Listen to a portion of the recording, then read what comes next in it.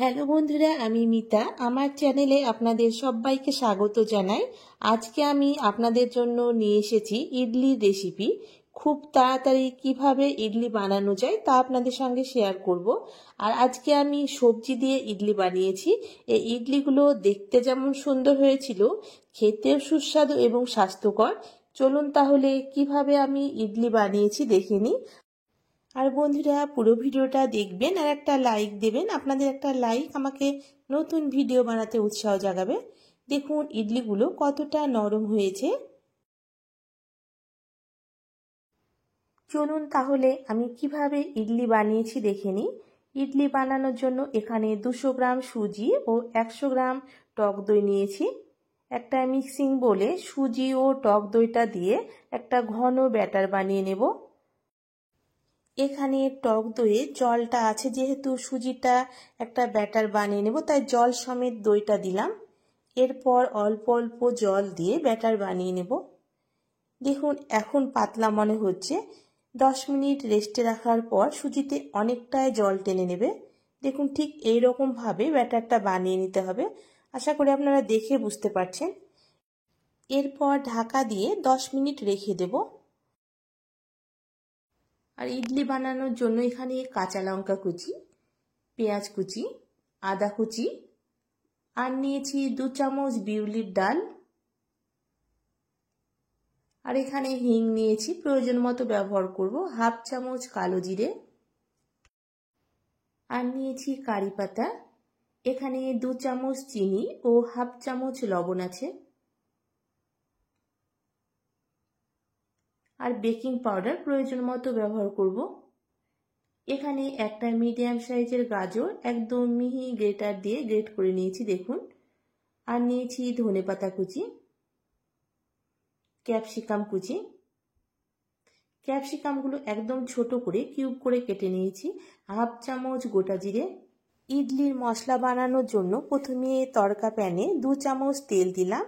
এরপর একে একে গোটা জিরে, সর্ষে, কাঁচা লঙ্কা কুচি ও আদা কুচি দিয়ে 1 মিনিট ভেজে নিয়েছি। এরপর বিউলির ডাল দিলাম। গ্যাসের ফ্লেম মিডিয়ামে রেখে সমস্ত মশলা দিয়ে ভেজে নেব।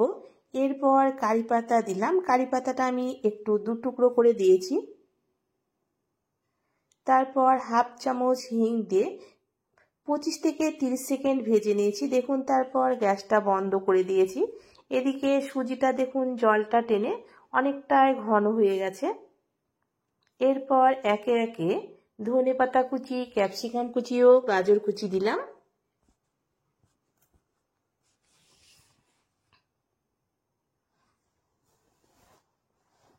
এখানে আমি পেঁয়াজ কুচি দিলাম। আপনারা চাইলে পেঁয়াজ কলিও ব্যবহার করতে পারেন।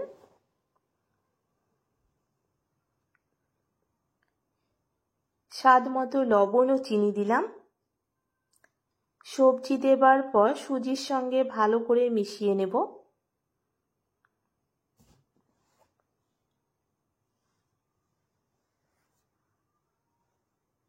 দেখুন সুজিতে অনেকটাই জল টেনে ঘন হয়ে গেছে। এরপর অল্প অল্প জল দিয়ে একটা মিডিয়াম ঘনত্বের ব্যাটার বানিয়ে নেব।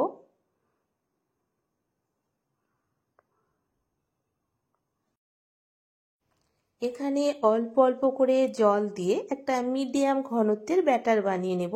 এখানে জলটা একসঙ্গে দেবেন না, অল্প অল্প করে জল দিয়ে একটা ঘন ব্যাটার বানিয়ে নেব। আশা করি আপনারা দেখে বুঝতে পারছেন। এখানে ব্যাটারটা খুব পাতলাও হবে না এবং ঘনও হবে না, মাঝারি ঘনত্বের একটা ব্যাটার বানিয়ে নেব। এরপর তেল দিয়ে যে আমি মশলাটা বানিয়েছিলাম সেই মশলাটা দিয়ে দিলাম।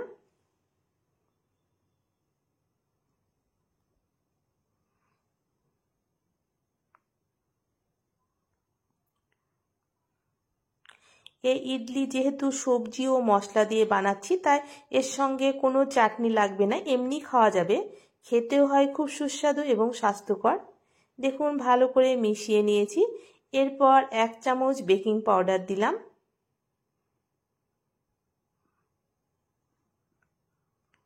দেখুন বেকিং পাউডার দেবার পর ভালো করে মিশিয়ে নিয়েছি। দেখুন ঠিক ব্যাটারটা ঠিক এইরকম হবে।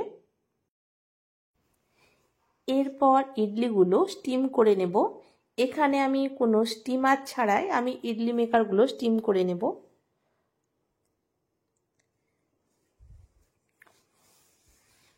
ইডলি স্টিম করবার জন্য কড়াইতে জল দিলাম, এরপর ঢাকা দিয়ে জলটা ভালো করে গরম করে নেব। ইডলি বানানোর জন্য এখানে আমি কিছু স্টিলের বাটি নিয়েছি। সুজির ব্যাটার দেবার আগে বাটিতে ভালো করে তেল ব্রাশ করে নেব। তেলটা অবশ্যই ভালো করে মাখিয়ে নেবেন, না হলে ইডলিগুলো বাইরে বেরোবে না।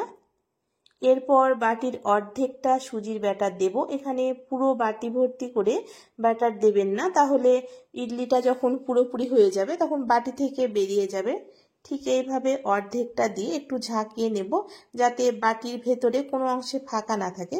দেখুন অর্ধেক করে দিয়েছি। এদিকে জলও ভালো করে গরম হয়ে গেছে।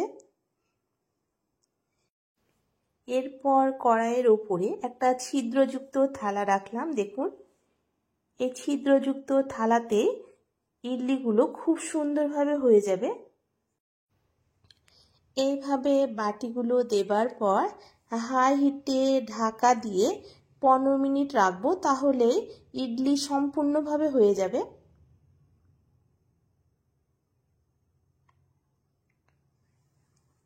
দেখুন 10 থেকে 15 মিনিট পর একটা টুথপিক দিয়ে দেখে নেব। দেখুন এইভাবে দেখার পর যদি টুথপিকের গায়ে কোনো ব্যাটার না লেগে থাকে তাহলে বুঝবেন ইডলি সম্পূর্ণভাবে হয়ে গেছে।